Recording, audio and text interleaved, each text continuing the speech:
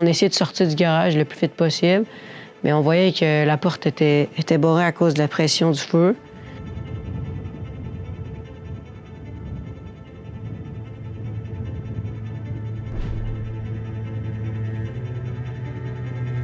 On l'a découvert dans toute son enflure, méconnaissable, tout emballé, branché de partout. On a eu peur de le perdre à toutes les minutes de cette nuit-là, en fait. Dans le courant de son hospitalisation à Sainte-Justine, il y a eu beaucoup de chirurgie. Baptiste a été près de 3 mois aux soins intensifs. Puis nous, on était 24 heures sur 24 pendant ces 3 mois-là à son chevet. Il était disponible à l'éveil, il était content d'être réveillé, il avait hâte de commencer à travailler.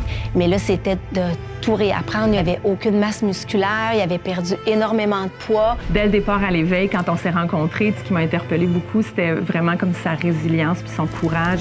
Il était prêt à aller plus loin, il voulait retrouver ses habitudes comme avant, il voulait rejouer au basketball. Le but, c'est juste de continuer à avancer, on va dire, pas de regarder en arrière. C'est sûr que j'invite toutes les personnes à donner généreusement parce que ça peut, comme dans notre histoire, sauver des vies. Chaque petit don allume une lumière sur le grand sapin à Sainte-Justine, puis tout ça s'est réutilisé pour offrir les meilleurs soins possibles à tous ces gens qui sont ici.